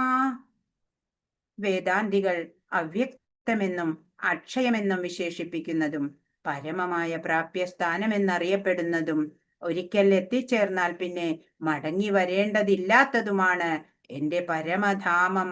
ആ പരമധാമത്തിനെ കുറിച്ചിട്ട് നമ്മുടെയൊക്കെയും സ്വധാമമായിട്ടുള്ള ആ കൃഷ്ണലോകത്തെ കുറിച്ച് ഭഗവാൻ പറഞ്ഞു തരാണ് വീണ്ടും. അപ്പൊ വേദാന്തികള് എന്താ പറയണേ? അവ്യക്തം അക്ഷയം എന്നൊക്കെ വിശേഷിപ്പിക്കുന്ന ആ പ്രാപ്യസ്ഥാനം ഉണ്ടല്ലോ, പരമമായ സ്ഥാനം, അവിടെ ഒരിക്കൽ എത്തിച്ചേർന്നാൽ പിന്നെ മടങ്ങി വരേണ്ടതില്ല. അതാണ് എന്റെ പരമമായ ധാമം എന്ന് നമുക്ക് ഭഗവാൻ വ്യക്തമാക്കി തരാണ്. ഇപ്പൊ നമ്മൾ എന്താ ചെയ്യണ്ടേ? ഒരു സ്ഥലത്തേക്ക് നമ്മൾ ടൂറ് പോകാണ് വിചാരിക്കുക. എത്തിയ സ്ഥലത്ത് നമ്മള് ആദ്യം എന്താ ചെയ്യണ്ടേ? രാത്രി തങ്ങാനുള്ള സ്ഥലമൊക്കെ കണ്ടെത്തിയിട്ട് അവിടെ നമ്മുടെ ലഗേജ് ഒക്കെ വെച്ചിട്ട് പിന്നെ വേണം കാഴ്ചകളൊക്കെ കാണാൻ, അല്ലേ? അപ്പോഴാണ് എളുപ്പം. അതല്ലാതെ ഈ രാത്രി തങ്ങാനുള്ള സ്ഥലം അന്വേഷിച്ച് നടക്കാൻ ബുദ്ധിമുട്ടല്ലേ? ഇങ്ങനെ ആദ്യമേ രാത്രി തങ്ങാനുള്ള സ്ഥലമൊക്കെ കണ്ടെത്തിയിട്ട് നമ്മുടെ ലഗേജ് ഒക്കെ അവിടെ വെച്ച് കൃത്യമായിട്ടുണ്ടെങ്കിലോ രാത്രി ആയാ പിന്നെ ഭദ്രമാക്കിയിട്ട് വെച്ച സ്ഥലത്ത് ചെന്ന് ഉറങ്ങിയാൽ മാത്രം മതി, അല്ലേ? സ്ഥലം ഒരുക്കി വെച്ചില്ലെങ്കിൽ വല്ലാത്ത ബുദ്ധിമുട്ടാവും. ഇതുപോലെയാണ് നമ്മുടെ ജീവിതവും. മക്കള് ബന്ധുക്കള് ഒക്കെ നമ്മളെ നോക്കാൻ ഉണ്ടാവും എന്ന് പറഞ്ഞ് നമ്മൾ ഇങ്ങനെ ഇരിക്കും. പക്ഷെ അവർക്ക് പലപ്പോഴും സഹായിക്കാൻ സാധിച്ചു എന്ന് വരില്ല. ജീവിതം എന്ന് പറയുന്നത് പ്രവചനാതീതാണ്, അല്ലേ? എന്റെ ലക്ഷ്യം ഭഗവാനിൽ എത്തലാണ് എന്ന് ഉറപ്പിക്കുക. അങ്ങനെ ഉറപ്പിച്ചാൽ പിന്നെ ആര് വന്നാൽ എന്ത്, പോയാൽ എന്ത്, അല്ലേ? നമുക്ക് ഒരു പ്രശ്നവും പിന്നെ ഉണ്ടാവില്ല, അല്ലേ? വരണവര് വന്നോട്ടെ. അപ്പൊ ആ പരമമായിട്ടുള്ള ആ ധാമം, അതാണ് എന്റെ ലക്ഷ്യം. അതിലേക്കാണ് നിങ്ങൾ എത്തിച്ചേരേണ്ടത് മക്കളെ എന്ന് ഭഗവാൻ നമുക്ക് പറഞ്ഞു തരികയാണ്. അങ്ങനെ ഒരു ലക്ഷ്യബോധം ഉണ്ടെങ്കിൽ സാധന ചെയ്യാൻ നമുക്ക് താല്പര്യം ഉണ്ടാവും. അങ്ങനെ സ്വാധ്യായം മനനമൊക്കെ ആയിട്ട് ഈശ്വര സാക്ഷാത്കാരത്തിലേക്ക് നമുക്ക് നീങ്ങാൻ സാധിക്കും. ഈ ലക്ഷ്യം എനിക്ക് ഭഗവത് ധാമമാണ് എന്റെ ലക്ഷ്യം എന്നുള്ള ആ ലക്ഷ്യം ഉറപ്പിച്ചിട്ട് പിന്നീട് നമ്മൾ ക്ഷേത്ര ദർശനം നടത്തുമ്പോൾ പോലും നമുക്ക് പ്രത്യേക ഒരു അനുഭൂതിയാണ് ഉണ്ടാവുക, മനസ്സിന് ശാന്തിയാണ് ഉണ്ടാവുക. ആപത്ഘട്ടത്തില് ഭഗവാൻ ആരെങ്കിലും സഹായത്തിനയക്കും, അല്ലെ? ആരുടെയെങ്കിലും രൂപത്തില് ഭഗവാന്റെ സഹായം നമുക്ക് കിട്ടും. പിന്നെ മക്കള് ബന്ധുക്കളൊക്കെ വന്നാൽ എന്ത്, വന്നില്ലെങ്കിൽ എന്താണ് നമുക്ക്, അല്ലെ? അതുപോലെ നമ്മള് ഭഗവാൻ മാത്രാണ് എൻ്റെ നിത്യബന്ധു എന്നുള്ള ആ ഉറപ്പ്. ലക്ഷ്യം ഭഗവാനാണ്. സാധന ചെയ്തിട്ട് ജീവിതം സുന്ദരമാക്കണം നമ്മള്, അതാണ് വേണ്ടത്. അല്ലാതെ ഈ ഭൗതികതയില് കുടുങ്ങിക്കിടക്കരുത് എന്ന് ഭഗവാൻ നമുക്ക് പറഞ്ഞു തരുന്നു. ചിന്താമണി ധാമം സർവ അഭിലാഷങ്ങളെയും നിറവേറ്റുന്നത് എന്നാണ് ഭഗവാൻ കൃഷ്ണന്റെ പരമധാമത്തെ ബ്രഹ്മസംഹിത പറയുന്നത്. തങ്ങൾക്ക് ഇഷ്ടപ്പെട്ട ഭക്ഷ്യസാധനങ്ങൾ നൽകുന്ന കൽപ്പവൃക്ഷങ്ങളുണ്ട് ഇവിടെ. ഒരിക്കലും പാൽ വറ്റാത്ത സുരഭികൾ എന്ന പശുക്കളുണ്ട്. ഈ ധാമത്തിലാണ് അനേകായിരം ലക്ഷ്മി ദേവിമാരുടെ പരിചരണം ഏറ്റുകൊണ്ട് ശ്രീ ഭഗവാൻ വാഴുന്നത്. ഓടക്കുഴൽ ഊതിക്കൊണ്ടിരിക്കുന്ന ഭഗവാന്റെ ഈ അതീന്ദ്രിയ ആകാരത്തെക്കാൾ ആകർഷകങ്ങളായി ലോകാലോകങ്ങളിൽ യാതൊന്നും തന്നെയില്ല. കൃഷ്ണനും കൃഷ്ണന്റെ പരമധാമത്തിനും ഒരേ ഗുണമാകയാൽ ഭിന്നഭാവമില്ല. ഡൽഹിക്ക് 90 നാഴിക തെക്കു കിഴക്കായി ആധ്യാത്മിക അന്തരീക്ഷത്തിലുള്ള ഗോലോക വൃന്ദാവനത്തിന്റെ ഒരു ഭൗതിക പ്രതിരൂപമുണ്ട്. മധുര ജില്ലയിൽ 84 ചതുരശ്ര നാഴികയോളം വിസ്തൃതിയിലുള്ള വൃന്ദാവനം എന്ന ആ പ്രദേശത്തായിരുന്നു കൃഷ്ണൻ ഭൂമിയിൽ അവതരിച്ച കാലത്ത് കളിച്ചു നടന്നത്. ഗോലോക വൃന്ദാവനത്തിന്റെ ഒരു ഭൗതിക രൂപമാണ് ഇവിടത്തെ വൃന്ദാവനം. അവിടെയാണ് ഭഗവാൻ അവതരിച്ചത്, അല്ലേ? പരമമായിട്ടുള്ള തലത്തിൽ എത്തിച്ചേരാൻ വളരെ എളുപ്പമാണ്. എങ്ങനെയാണ് എന്ന് ഇവിടെ 22 പറഞ്ഞു തരാണ്. പുരുഷസ്സ പരം പാർത്ഥ ഭക്ത്യാലഭ്യസ്ത്വനന്യയാ യസ്യാന്തസ്ഥാനി ഭൂതാനി യേന സർവമിദം തതം. ശുദ്ധമായ ഭക്തി കൊണ്ട് മാത്രം പ്രാപ്യനാണ് സർവരിലും മഹത്തമനായ ആ പരമദിവ്യോത്തമ പുരുഷൻ. സ്വധാമസ്ഥനെങ്കിലും സർവവ്യാപിയും സർവത്തെയും ഉൾക്കൊള്ളുന്നവനുമാണ് അദ്ദേഹം. ഇപ്പൊ ഭഗവാന്റെ ആ പ്രാപിക്കൽ എങ്ങനെയാണ് ഇവിടെ പറഞ്ഞു തരാണ്. പരമമായ തലത്തില് എത്തിച്ചേരാൻ വലിയ വിഷമമൊന്നുമില്ല, എളുപ്പം തന്നെയാണ്. അതാണ് ഇവിടെ പറഞ്ഞു തരുന്നത്. ശുദ്ധമായ ഭക്തി കൊണ്ട് തന്നെ എന്നെ പ്രാപിക്കാം, വേറെ ഒരു മാർഗവും വേണ്ടതില്ല. സർവരിൽ മഹത്തമനായ ആ പരമദിവ്യോത്തമ പുരുഷൻ, ഭഗവാന്റെ ആ സർവജ്ഞത്വം നമ്മൾ ആദ്യം മനസ്സിലാക്കണം, ഭഗവാനെ കുറിച്ച് അറിയാം. അപ്പൊ ഭഗവാൻ സ്വധാമത്തിലാണ് ഇരിക്കണേ, എന്നാലോ സർവവ്യാപിയാണ്, ഈ പ്രപഞ്ചം മുഴുവനും വ്യാപിച്ചിരിക്കുന്നതാണ്. സർവത്തെയും ഉൾക്കൊള്ളുന്നവനാണ് ഭഗവാൻ എന്നറിയണം. പ്രപഞ്ചം മുഴുവൻ നിറയ്ക്കപ്പെട്ട ആ സത്യസ്വരൂപനെ നമ്മൾ അറിയണം. ഭഗവാൻ എപ്പോഴും തന്റെ പരമധാമത്തിലാണെങ്കിലും ഭൗതിക ശക്തിയാൽ അവിടുന്ന് സർവവ്യാപിയായിരിക്കുന്നു. ഭൗതികവും ആത്മീയവുമായ ലോകങ്ങളിൽ തന്റെ ഭൗതികവും ആത്മീയവുമായ ശക്തികളിലൂടെ അദ്ദേഹം സർവവ്യാപിയാണ്, എല്ലാവിടെയും നിറഞ്ഞിരിക്കുന്നു അല്ലേ. പ്രപഞ്ചാകാരനായിട്ടുള്ള ആ യൂണിവേഴ്സൽ ഫോം ഒക്കെ നമുക്ക് കാട്ടിത്തന്നു. കൃഷ്ണന്റെ പരമപദത്തിലോ എണ്ണമറ്റ വൈകുണ്ഠ ഗ്രഹങ്ങളിലോ എത്തിച്ചേരാൻ ഭക്തി കൊണ്ട് മാത്രമേ കഴിയൂ. ഭഗവാൻ സദാ ഗോലോക വൃന്ദാവനം എന്ന ഉത്കൃഷ്ടധാമത്തിലാണെങ്കിലും സർവവ്യാപിയാകയാൽ എല്ലാം ഭംഗിയായി നടക്കുന്നു. ഭഗവാൻ വിദൂരസ്ഥനാണ്. തദ്ദൂരെ തദന്തികെ എന്ന് ഉപനിഷത്തിൽ പറയും. ദൂരെയാണ് ഭഗവാൻ, എന്നാലോ അടുത്തുമുണ്ടാവും അല്ലേ. ഉത്തര ഭഗവാനെ വിളിച്ചപ്പോ ഉത്തരയുടെ അടുത്ത് വന്നു അല്ലേ. പരീക്ഷിത്ത്, ആ ഗർഭസ്ഥ ശിശുവായിരുന്ന പരീക്ഷത്തിനെ രക്ഷിച്ചു അല്ലേ. ഇപ്പൊ നമ്മുടെ മനസ്സ് ഒരു ജലാശയമാണ് വിചാരിക്കുക, അതില് അഴുക്കുകൾ നിറഞ്ഞാല് അടിത്തട്ട് കാണില്ല അല്ലേ. അതുപോലെ മമത, അഹന്ത എന്നുള്ള അഴുക്കുകൾ കൊണ്ട് നമ്മുടെ മനസ്സിന്റെ അടിത്തട്ട് കണ്ടെത്താനാവണില്ല. ഭഗവാനില് പ്രേമം ഉദിക്കണം, അപ്പോഴാണ് ഈ അഴുക്കുകളൊക്കെ അകന്നു പോവുള്ളൂ. നമ്മുടെ കൂടെയുള്ളവരും എല്ലാവരുടെയും ഉള്ളിൽ ഭഗവത് അംശമാണെന്നറിയാം. അപ്പൊ അവരും ഭഗവാൻ തന്നെ എന്ന് ചിന്തിച്ചാല് പിന്നെ ആരോടും പക, കോപം ഒന്നും നമുക്ക് ഉണ്ടാവേണ്ടതില്ല അല്ലെ. ഇപ്പോ ഭഗവാന്റെ ആ പരമപദത്തിലോ അല്ലെങ്കിൽ വൈകുണ്ഠ ഗ്രഹത്തിലോ ഒക്കെയും എത്തിച്ചേരണമെങ്കിൽ എന്ത് മാത്രമേ വേണ്ടൂ? ഭക്തി കൊണ്ട് തന്നെ. ഭക്തിയാ എന്നാ പറഞ്ഞിരിക്കണേ. ഭക്തി കൊണ്ട് തന്നെ നമുക്കതൊക്കെ സാധിക്കും, എളുപ്പമാണ് എന്ന്. അങ്ങനെ ഗോലോക വൃന്ദാവനം എന്നുള്ള ആ ഉത്കൃഷ്ടധാമത്തിലാണ് ഭഗവാൻ ഇരിക്കുന്നതെങ്കിലും ഈ പ്രപഞ്ചത്തിലെ എവിടെ അല്ലേ ഇപ്പോഴും ഉത്തമ ഭക്തർക്ക് ദർശനം കിട്ടുന്നുണ്ട് ഭഗവാന്റെ. ഭഗവാൻ എല്ലാടെയും ഉണ്ട്. ഇനി 23 സാധന ചെയ്തിട്ടും പൂർണ്ണതയിൽ എത്താത്തവരെ കുറിച്ച് പറയാണ്. 23 എത്ര കാലേ ത്വനാവൃത്തിം ആവൃത്തിം ചൈവയോഗിന പ്രയാതായാന്തിതം കാലം വക്ഷ്യാമി ഭരതർഷഭ. ഹേ ഭരതശ്രേഷ്ഠ, ഏതേതു കാലങ്ങളിൽ ദേഹത്യാഗം ചെയ്യുന്ന യോഗിക്ക് പുനർജന്മം വേണ്ടി വരില്ല എന്നും ഏതേതു കാലങ്ങളിൽ വീണ്ടും ജനിക്കണമെന്നും ഉള്ളത് ഇനി നിന്നോട് പറഞ്ഞു തരാം. ഇപ്പൊ മരണവേള എപ്പോഴാണ് മരണം സംഭവിക്കുന്നത്? ഏത് കാലത്തിൽ മരണം സംഭവിച്ചാല് പുനർജന്മം വേണ്ടി വരും? ഇനി ഏത് സമയത്ത് മരിച്ചാൽ പുനർജന്മം വേണ്ടി വരില്ല? അതൊക്കെ ഞാൻ നിനക്ക് പറഞ്ഞു തരാം. ഓരോ ജന്മത്തിലും നാം ചെയ്യുന്ന സാധനയനുസരിച്ചിട്ട് ഓരോരോ വഴികളിലൂടെയാണ് നമ്മൾക്ക് പോകേണ്ടത്. ജീവന്റെ ഗതി അങ്ങനെയാണ് വരുന്നത്. അപ്പൊ അതാണ് ഇവിടെ. അപ്പൊ നമ്മള് എന്തിനാ ഇതൊക്കെ നമുക്ക് ഭഗവാൻ പറഞ്ഞു തരാം എന്ന് പറയണത്, മനസ്സിലാക്കി തരുന്നത്? മരണം പോലും നമുക്ക് ഓസ്പീഷ്യസ് ആക്കാൻ പറ്റണം അല്ലെ, മംഗളകരമാക്കാൻ പറ്റണം. മൃത്യു മഹോത്സവം അല്ലേ. ഇപ്പൊ ഭഗവാനുമായിട്ടുള്ള മീറ്റിംഗ് ആണ് മൃത്യു. അത് നമുക്ക് വളരെ മംഗളകരമാക്കി തീർക്കണം. അതിനു വേണ്ടി പറഞ്ഞു തരികയാണ് അല്ലെ. ഇപ്പൊ ഒരു യോഗിക്ക് ഭൗതിക ദേഹം ഉപേക്ഷിക്കാനുള്ള സമയവും പരിതസ്ഥിതിയും ഒക്കെ തെരഞ്ഞെടുക്കാൻ സാധിക്കും. ഒരു തികവുറ്റ യോഗിയാണെങ്കിൽ നമ്മളെ പോലുള്ളവർക്ക് അങ്ങനെ സാധിക്കില്ല അല്ലെ. പൂർണ്ണമായും ചിത്തത്തിനെ ബ്രഹ്മത്തിൽ ലയിപ്പിച്ചിരിക്കുന്ന യോഗിക്ക് പിന്നെ ഒന്നും ഇല്ല. അവര് ലക്ഷ്യസ്ഥാനത്ത് എത്തിക്കഴിഞ്ഞു എന്നാണ്.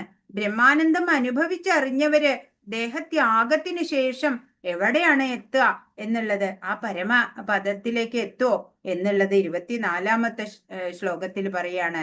അഗ്നിർജ്യോതിരഹ ശുക്ല ഷൺമാസ ഉത്തരായണം തത്ര പ്രയാതാ ഗച്ഛന്തി ബ്രഹ്മവിദോ ജന. അഗ്നിയുടെയോ ജ്യോതിസിന്റെയോ സാന്നിധ്യത്തിലോ പകലുള്ള ശുഭമുഹൂർത്തത്തിലോ ശുക്ലപക്ഷത്തിലോ ഉത്തരായണ കാലത്തോ ഇഹലോകം വിടുന്ന ബ്രഹ്മജ്ഞാനി ഭഗവാനെ പ്രാപിക്കും. ഏത് സമയത്തൊക്കെ ശരീരം ഉപേക്ഷിക്കുമ്പോഴാണ് ഭഗവാനെ പ്രാപിക്കാൻ പറ്റുക? അഗ്നിയുടെയോ ജ്യോതിസിന്റെയോ സാന്നിധ്യത്തില്, അതായത് പകലുള്ള ശുഭമുഹൂർത്തത്തില്, ശുക്ലപക്ഷം. ഇപ്പൊ 15 ദിവസം മാസത്തില് ശുക്ലപക്ഷവും 15 കൃഷ്ണപക്ഷവും അല്ലെ. അപ്പൊ ശുക്ലപക്ഷത്തിലുള്ള സമയത്ത് ഉത്തരായണ കാലത്ത്, 6 മാസം ഉത്തരായണ കാലാണ് അല്ലെ. ആ സമയത്ത് ഒക്കെ ഇഹലോകം വിടുന്നവർക്ക് അങ്ങനെയുള്ള ബ്രഹ്മജ്ഞാനികള് ഭഗവാനെ പ്രാപിക്കും എന്നാണ്. അപ്പോ ഏതൊക്കെ സമയത്താ മരിക്കണ്ടേ നമ്മൾ തീരുമാനിക്കുന്ന പോലെയല്ല അല്ലെ. മരണം നമ്മുടെ വരുന്നത് ഒരു സെക്കൻഡ് പോലും നമുക്ക് അങ്ങോട്ടോ ഇങ്ങോട്ടോ മാറ്റാൻ സാധിക്കുന്നതല്ല അല്ലെ. ഈ ലോക ജീവിത ലക്ഷ്യം ഇവിടെ നിന്ന് എന്തെങ്കിലും നേട്ടം എന്ന് കരുതുന്നത് ആരാ? പാപികളാ അങ്ങനെ കരുതുക അല്ലെ. ഇവിടെ നിന്നുള്ള നേട്ടങ്ങളാണ് മഹത്തായത് എന്ന്. മരണാനന്തരം ഈ സുഖകരമാവാൻ എന്ത് വേണം? ആത്മീയത കൂടിയേ കഴിയൂ. അതാണ് ഭഗവാൻ ഇവിടെ പറഞ്ഞു തരുന്നത്. മരണഗതിയെ കുറിച്ചിട്ട് പറഞ്ഞു തരികയാണ് നമുക്ക് അല്ലെ. മരണത്തിനെ എങ്ങനെയാണ് നമ്മള് സ്വീകരിക്കേണ്ടത് എന്ന് പറഞ്ഞു തരികയാണ്. ഇപ്പോ സവികൽപ്പ സമാധിയിലെത്തിയ ഒരാളുടെ ഗതിയാണ് ഈ ശ്ലോകത്തിൽ പറഞ്ഞത്. പ്രകാശഗതി എന്നും അതിനെ പറയും. ദിവ്യ ശരീരികളായിട്ടുള്ള ദേവന്മാരുണ്ടല്ലോ, ആ ദേവന്മാര് വരും ആ സമയം മരണവേളയില്. വന്നിട്ട് ഈ ജീവനെ ഉയർത്തിക്കൊണ്ടുപോകും എന്നാണ്. ദേവലോകത്ത് എത്തിയിട്ട് പിന്നെ വായുലോകം, ചന്ദ്രലോകം കഴിഞ്ഞ് ബ്രഹ്മലോകം അവിടെ എത്തും. അവിടെ നിന്നും പിന്നെ പരമഗതിയാണ്.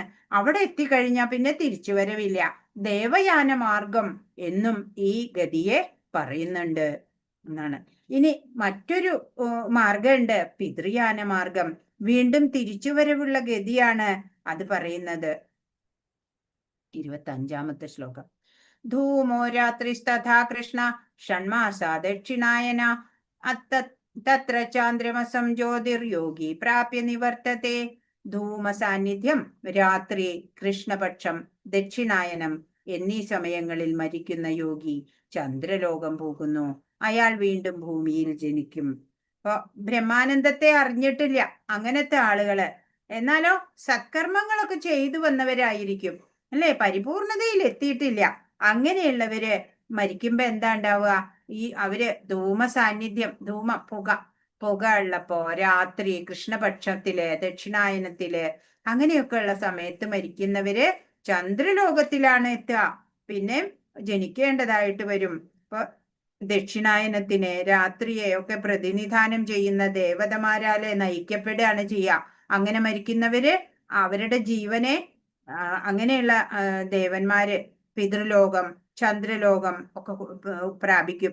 എന്നിട്ടോ വീണ്ടും ഈ ഭൂമിയിൽ തന്നെ എത്തണം അല്ലെ. ഈ പിതൃലോകം എന്ന് പറയുന്നത് സ്വർഗത്തിന്റെ തന്നെ ഒരു ഭാഗമാണ് എന്നാണ്. അപ്പൊ നമുക്ക് കാരണ ശരീരം കിട്ടുന്നതാണ്. സ്വർഗത്തിലെത്തുമ്പോഴോ ഒരു ജലമയ ശരീരമാണ് ഇത്രേ കിട്ടുക. അവിടെ ഇങ്ങനെ സുഖഭോഗങ്ങളൊക്കെ അനുഭവിച്ച് ഇങ്ങനെ ജീവിക്കും. പുണ്യം നശിക്കുമ്പോഴോ അന്തരീക്ഷത്തിലേക്ക് തള്ളിവിടുന്നു. അത് മേഘത്തിലെത്തും. അങ്ങനെ മഴയായി ഭൂമിയിലേക്ക്, പിന്നീട് ധാന്യമായിട്ട്, പിന്നെ പിതാവാകുന്ന ആളത് ഭക്ഷിച്ചു. പിന്നെ ഗർഭത്തിലെത്തിയിട്ടുള്ള ആ ശുക്ലം ശരീരമായിട്ട് മാറുന്നു. അങ്ങനെ പുനർജന്മം, വേറൊരു ശരീരം ഉണ്ടാവുന്നു. അങ്ങനെ ജനിച്ചും മരിച്ചും വരണം. എങ്ങനെ പോണവര്? ഈ പിതൃയാന മാർഗത്തിലൂടെ ആ ഗതിയില് മരണം സംഭവിക്കുന്നവർക്ക് പിന്നെയും ജന്മം ഉണ്ടാവും.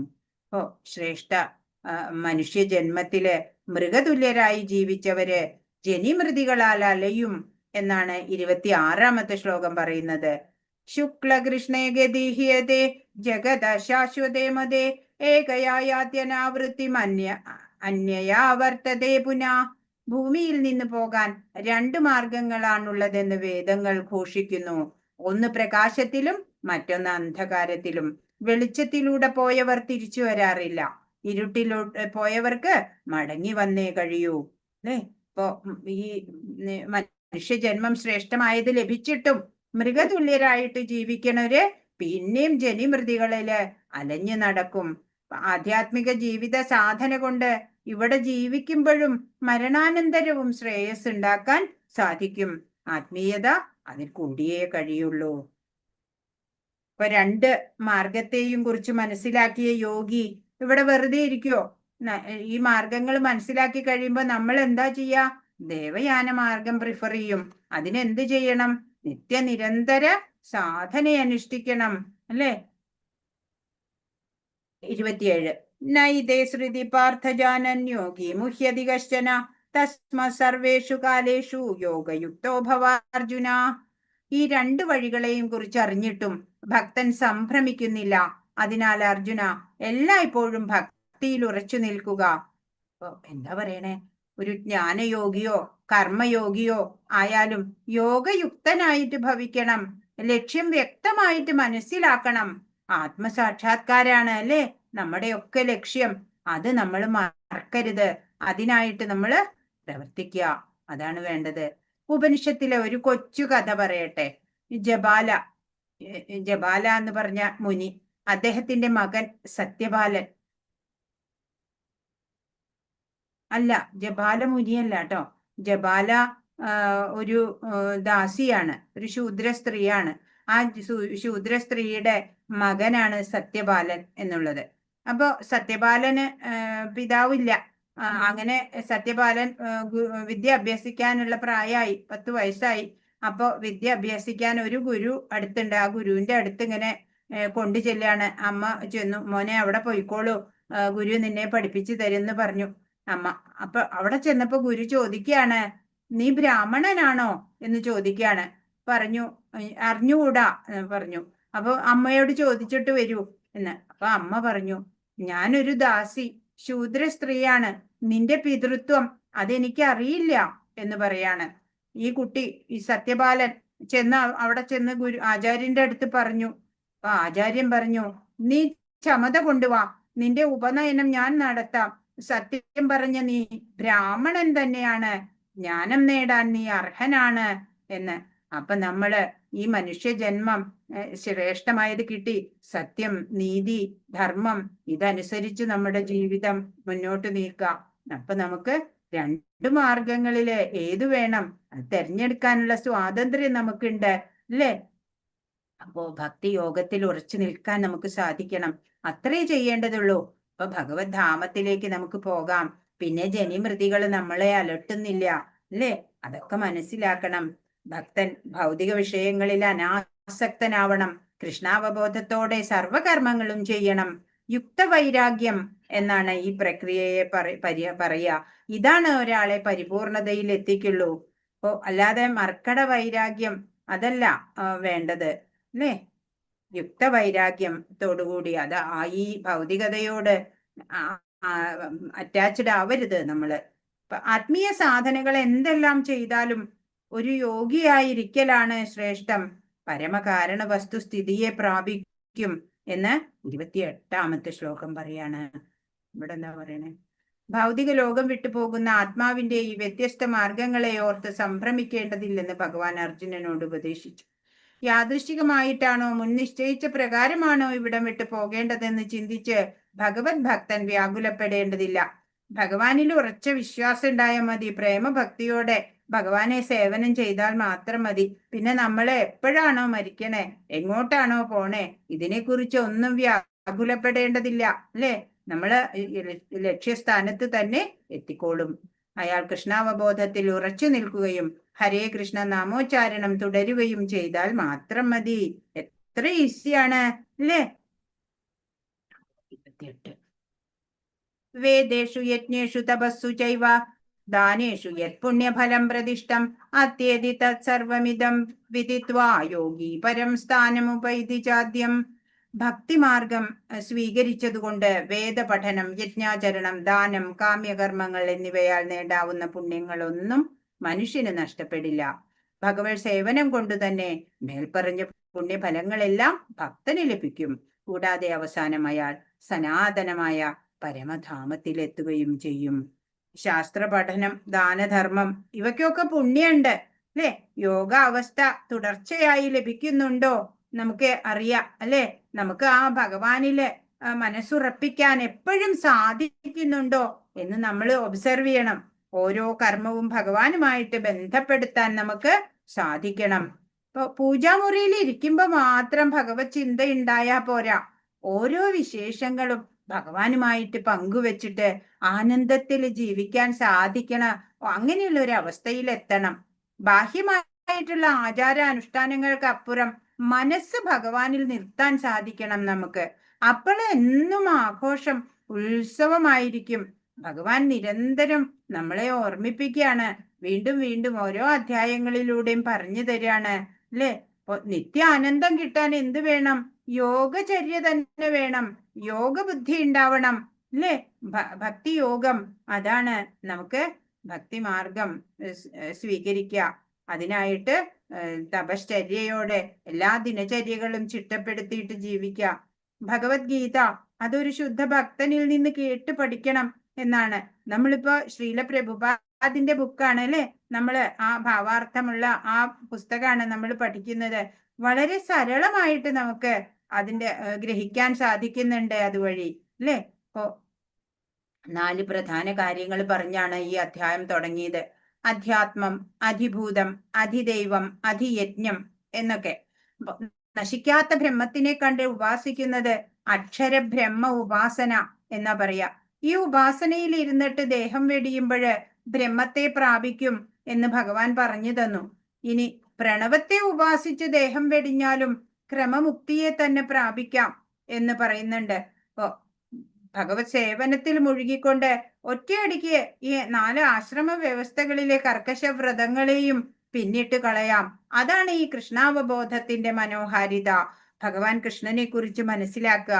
അനന്യമായിട്ടുള്ള മനസ്സോടെ ആ സത്യത്തിനെ സമീപിക്കുന്നയാൾക്കുണ്ടല്ലോ, തീർച്ചയായും ആ സത്യത്തിനെ സുലഭം ആയിട്ട് കിട്ടും എന്ന് ഭഗവാൻ ഇവിടെ പറഞ്ഞു തരികയാണ്. ബ്രഹ്മാവിന്റെ പകലിനെ കുറിച്ച് പറഞ്ഞു. ബ്രഹ്മലോകത്ത് എത്തിയാലും തിരിച്ചു വരേണ്ടതുണ്ട് അല്ലെ? യോഗിയുടെയും കർമ്മിയുടെയും ഒക്കെ മരണാനന്തര യാത്രകളെ കുറിച്ച് ഈ അധ്യായത്തിലൂടെ നമുക്ക് മനസ്സിലാക്കി തന്നു. എപ്പോഴും ഭഗവാനില് മനസ്സ് വെച്ചിരിക്കാൻ കഴിയുക.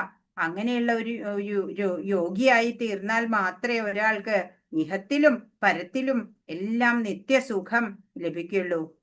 ഗീതാ പഠനം, ആ ഗീതാ പഠനത്തിൽ ആനന്ദം വളർന്നു വരുമ്പോഴ് കൃഷ്ണാവബോധം എപ്പോഴും നമുക്ക് അനുഭവപ്പെടും അല്ലെ? ആ ഭഗവാന്റെ സർവജ്ഞത്വം അത് നമുക്ക് മനസ്സിലാവും. എല്ലാം ഭഗവാനെ കുറിച്ചുള്ള പരിപൂർണ ജ്ഞാനമാണ് ഇതിലൂടെ നമുക്ക് സിദ്ധിക്കുന്നത്. അങ്ങനെ ആ കൃഷ്ണാവബോധത്തിന്റെ ഉച്ചകോടിയില് ഒരാൾക്ക് കൃഷ്ണനിൽ പരമപ്രേമഭാവം ഉളവാവുകയാണ് ചെയ്യണത്. ജീവിതത്തിന്റെ ഈ പരിപൂർണ അവസ്ഥയിലാണ് ആധ്യാത്മിക അന്തരീക്ഷത്തിലുള്ള ആ ഗോലോക വൃന്ദാവനം എന്നുള്ള കൃഷ്ണധാമത്തിലേക്ക് ഒരു ഭക്തന് പ്രവേശനം കിട്ടുന്നത്. അവിടെയാണ് അയാള് ശാശ്വതമായിട്ട് ആനന്ദിക്കുന്നത് എന്ന്. ഹരേ കൃഷ്ണ. അപ്പൊ അത്രയാണ് ഈ അധ്യായത്തിലൂടെ ഭഗവാൻ നമുക്ക് സന്ദേശങ്ങൾ തന്നത്. അപ്പൊ മരണം എങ്ങനെ മംഗളകരമാക്കാം എന്ന് നമ്മൾ അറിഞ്ഞു. മരണസമയത്ത് നമ്മൾ എന്താണോ സ്മരിക്കുന്നത്, അടുത്ത ജന്മം അതേ ഭാവത്തിൽ ജനിക്കുന്നു എന്ന് പറഞ്ഞു. ഭഗവാനെ സ്മരിച്ചുകൊണ്ട് ദേഹം വെടിയുന്നവര് ഭഗവാന്റെ അടുത്തെത്തും. തുടർച്ചയായിട്ട് ഭഗവത് സേവനം ചെയ്ത് മനസ്സും ബുദ്ധിയും ഭഗവാനിൽ ഉറപ്പിക്കാൻ കഴിയുന്ന ഒരു ഭക്തന് എളുപ്പം ഭഗവാനെ പ്രാപിക്കാൻ പറ്റും അല്ലെ? ഭക്തിയോഗം ഈസി പ്രോസസ്സാണ്. വീണ്ടും വീണ്ടും പറഞ്ഞു തരുന്നു ഭഗവാൻ. അക്ഷരബ്രഹ്മത്തെ വിശദമായിട്ട് പറഞ്ഞു. ബ്രഹ്മത്തെ കുറിച്ചുള്ള അറിവും സാധനയും ഒരാളെ ക്രമമുക്തിയിലേക്ക് നയിക്കുന്നു എന്ന് പറഞ്ഞിട്ട് ഈ അധ്യായം അവസാനിച്ചു അല്ലെ? ഇനി ജീവിച്ചിരിക്കുമ്പോ തന്നെ മുക്തരാവുക എന്ന അവസ്ഥയിലേക്ക്, സദ്യോമുക്തിയിലേക്ക് എത്താൻ ഒരു സാധകനെ പ്രാപ്തനാക്കുന്ന യോഗമാർഗത്തെ കുറിച്ചാണ് അടുത്ത അധ്യായത്തിൽ പറഞ്ഞു തരുന്നത്. ജ്ഞാനവിജ്ഞാന യോഗത്തിൽ നമ്മൾ കണ്ടു, അറിവിലൂടെ പിന്നീട് അനുഭവത്തിലൂടെ പൂർണ്ണ ബ്രഹ്മപ്രാപ്തി നേടുന്നത് എങ്ങനെ എന്നൊക്കെ നമ്മൾ മനസ്സിലാക്കി. ഹരേ കൃഷ്ണ.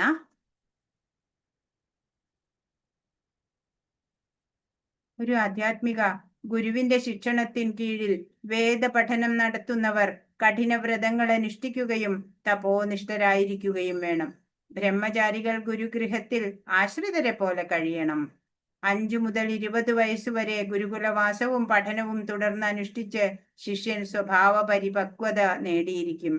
ഭഗവത് സേവനത്തിൽ മുഴുകിക്കൊണ്ട് ഒറ്റയടിക്ക് ഈ 4 ആശ്രമ വ്യവസ്ഥകളിലെ കർക്കശ വ്രതങ്ങളെയും പിന്നിട്ടു കളയാമെന്നത്രേ കൃഷ്ണാവബോധത്തിന്റെ മനോഹാരിത. അപ്പൊ നമുക്ക് ഈ ആത്മീയ മുന്നേറ്റം ആഗ്രഹിക്കുന്നുണ്ട് നമ്മളെന്നുണ്ടെങ്കിൽ നമുക്ക് ഒരു പ്രാമാണികനായിട്ടുള്ള ഒരു ഗുരു ആവശ്യമാണ്, അല്ലെ? ഒരു ആചാര്യന്റെ കീഴില് പഠനം നടത്തണം. അങ്ങനെ ആചാര്യന്റെ നിർദ്ദേശപ്രകാരം കഠിന വ്രതങ്ങളൊക്കെ അനുഷ്ഠിക്കേണ്ടി വരും, അല്ലെ? ഈ തപശ്ചര്യയോടെ ജീവിതം കൊണ്ടുപോകണം.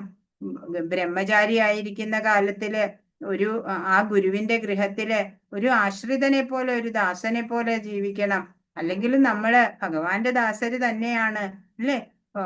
20 വയസ്സ് വരെ ഗുരുകുലവാസം പഠനം ആണ്. അതിനുള്ളില് ആ വ്യക്തി, ആ ശിഷ്യൻ അപ്പൊ സ്വഭാവ പരിപക്വത നേടിയിട്ടുണ്ടാവും, പരമലക്ഷ്യം എന്താണെന്ന് മനസ്സിലാക്കിയിട്ടുണ്ടാവും, അല്ലെ? അങ്ങനെ പിന്നീട് ഉള്ള ജീവിതം ഭഗവത് സേവനത്തിൽ മുഴുകിക്കൊണ്ട് ജീവിക്കാൻ സാധിക്കും. അങ്ങനെ പരിപൂർണതയിലെത്താനും സാധിക്കും. ഇന്നിപ്പോ അങ്ങനെയുള്ള വ്യവസ്ഥകളൊന്നും ഇല്ല, അതിനൊക്കെ മാറ്റങ്ങൾ സംഭവിച്ചിരിക്കുന്നു. 7 മുതൽ 12 വരെയുള്ള അധ്യായങ്ങളിലാണ് ഭഗവത്ഗീതയുടെ അകക്കാമ്പ്.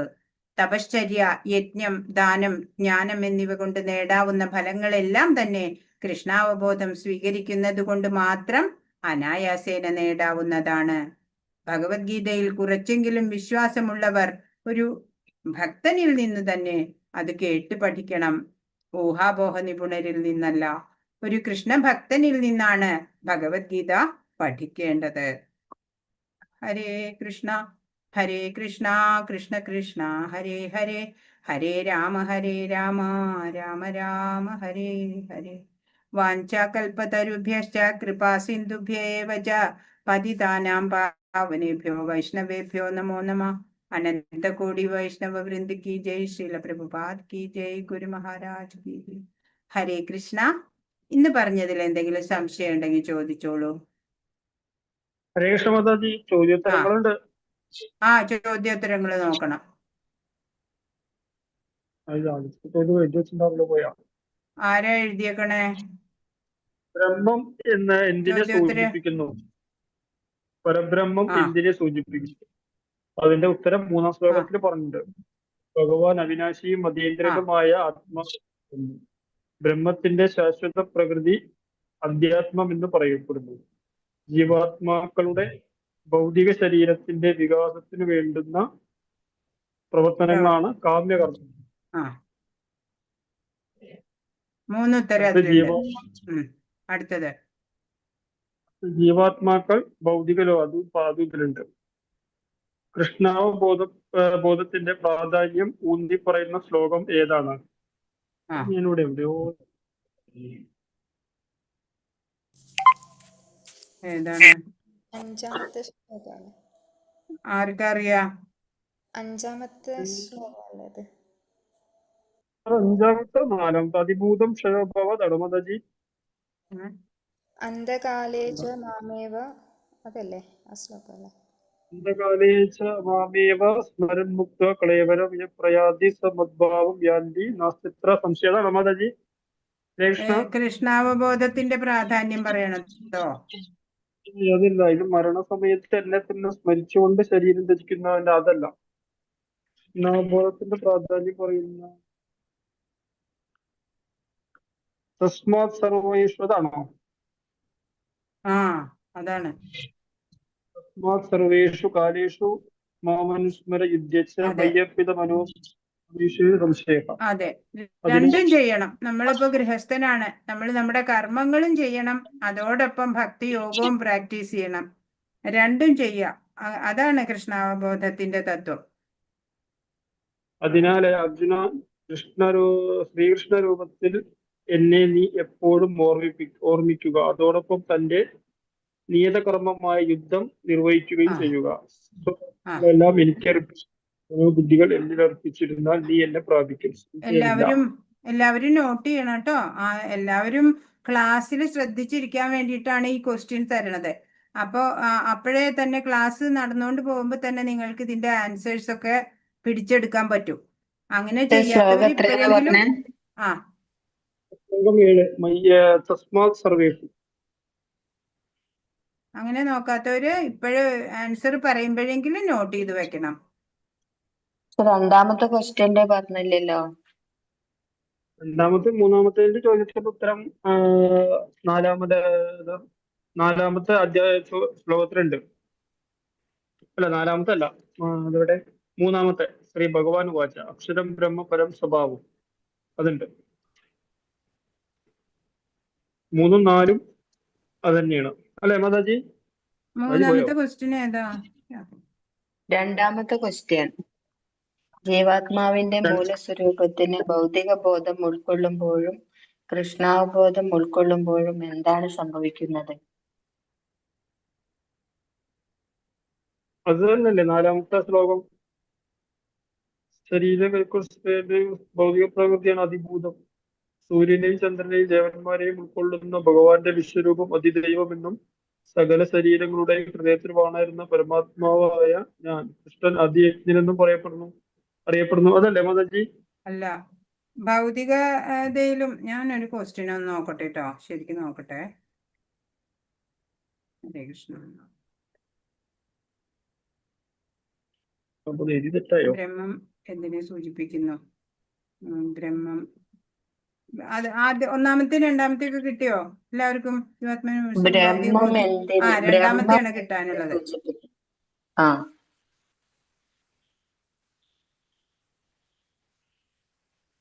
ജീവാത്മാവിന്റെ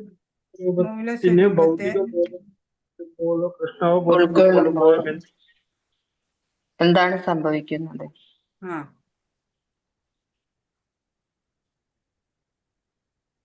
അതിന്റെ ഉത്തരം ഈ മൂന്നാമത്തെ ശ്ലോകത്തിലല്ലേ? അല്ല, ഭൗതിക ശരീരത്തിന്റെ അല്ല.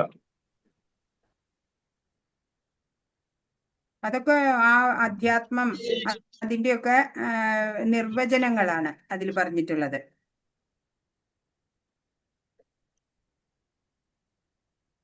ഇതൊക്കെ ഈ ഭാവാർത്ഥത്തിന്റെ ഇടയിലാണ് അതിന്റെ ആൻസർ ഉണ്ടായിരുന്നത്. പറഞ്ഞുതരാം. തസ്മാത് സർവേഷു കാലേഷു എന്നുള്ളതിന്റെ ക്വസ്റ്റ്യൻ ഏതാണ് പ്രഭുജി? അല്ല, 3 അല്ല, 4. തസ്മാത് സർവേഷു അതിന്റെ ക്വസ്റ്റ്യൻ പറഞ്ഞ ക്വസ്റ്റ്യൻ ഒന്ന് പറഞ്ഞേ. ഭൗതിക മാർഗത്തിലുള്ളവർക്ക് ഭൗതിക ബോധം ഉൾക്കൊള്ളുമ്പോൾ അവർക്ക് വീണ്ടും ജനിമൃതികളിലൂടെ ഇങ്ങനെ അലയണം. എന്നാലോ കൃഷ്ണാവബോധം ഉൾക്കൊള്ളുന്നവർക്കോ പരമപദ പ്രാപ്തി കിട്ടും. അതാണ് സംഭവിക്കുന്നത് ജീവാത്മാവിന്.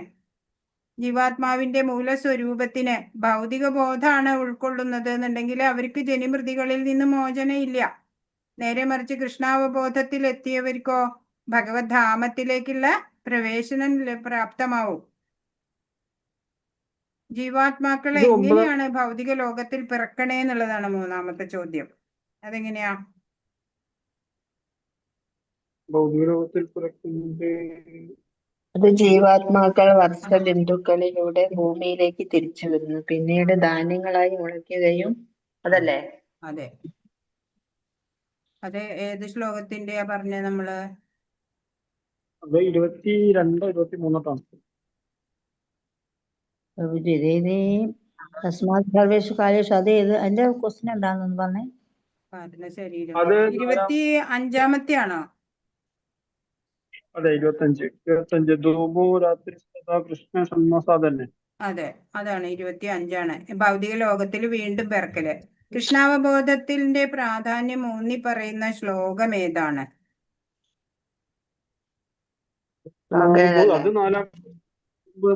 അത് 27-ആണോ? മാതാജി, ഇത് ലെവൽ 2ന്റെ എട്ടരയുടെ എക്സാം ആണോ? എക്സാം അല്ല കേട്ടോ, ഇത് ക്ലാസ് ആണ്. ക്ലാസ്സിലെ ചോദ്യോത്തരം പറയല. ശരി ശരി, ഓക്കെ മാതാജി.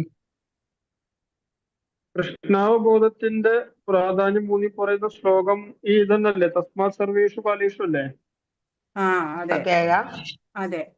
ആ. ഏഴാമത്തെ ശ്ലോകം 7 മാതാജി, ശ്ലോകം 7. ഏഴാമത്തെ ശ്ലോകം. അചിന്ത്യം എന്നാൽ എന്താണ് അർത്ഥമാക്കുന്നത്?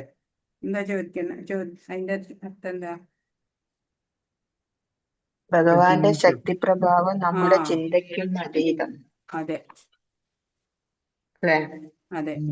അതീന്ദ്രിയവും സനാതനവുമായിട്ടുള്ള ആ ഭഗവാന്റെ ആത്മീയ ശക്തി ഉണ്ടല്ലോ, അത് അചിന്ത്യ ആയിട്ടുള്ളതാണ്. ബ്രഹ്മാവിന്റെ ഒരു ദിവസത്തിന് എത്ര യുഗങ്ങളാണ്? 1000 ചതുർയുഗങ്ങൾ. അതെ അതെ. ഒരു ദിവസത്തിന്റെ മാത്രമേ ചോദിച്ചിട്ടുള്ളൂ. അപ്പൊ 1000 ചതുർയുഗങ്ങള്. എങ്ങനെയുള്ളവർക്ക് ഭഗവാനെ പ്രാപിക്കാം എന്നാണ്? മരണവേളയിൽ ഭഗവാനെ സ്മരിക്കണം, എല്ലാ കർമ്മങ്ങളും ഭഗവാനിൽ അർപ്പിക്കണം അല്ലെ? ആ അതെ. അങ്ങനെയുള്ളവർക്ക് ഭഗവാനെ പ്രാപിക്കാം. എങ്ങനെയുള്ളവരാണ് ഭൂമിയിൽ ജനിക്കണത് വീണ്ടും വീണ്ടും? ധൂമ സാന്നിധ്യം, രാത്രി, കൃഷ്ണപക്ഷം, ദക്ഷിണായനം എന്നീ സമയങ്ങളിൽ മരിക്കുന്ന യോഗി ചന്ദ്രലോകം പോകുന്നു. അയാൾ വീണ്ടും ഭൂമിയിൽ ജനിക്കും. അതെ. അതിന്റെയൊക്കെ ഇത് പറഞ്ഞോളൂ, ശ്ലോക നമ്പർ പറഞ്ഞു കൊടുത്തോളൂ എല്ലാവർക്കും. 25, ശ്ലോകം 25. ആ 25. ഇനി 9ാമത്തെ ചോദ്യം, ഭൂമിയിൽ നിന്ന് പോകാൻ 2 മാർഗങ്ങൾ ഏതൊക്കെയാ? 24, അഗ്നിയും ജ്യോതിരശ്മിയും. ഒന്ന് പ്രകാശത്തിലും ഒന്ന് പ്രകാശത്തിന്റെയും അന്ധകാരത്തിലും. മറ്റൊന്ന് അന്ധകാരത്തിന്റെയും മാർഗം. അന്ധകാരത്തിലും. അപ്പൊ എല്ലാം മനസ്സിലായില്ലേ? ഒന്നുകൂടി എല്ലാം നോക്കിക്കോളൂ, ക്ലാസ് ഒന്നുകൂടി കേൾക്കുക, എന്നിട്ട് എല്ലാ ചോദ്യങ്ങളും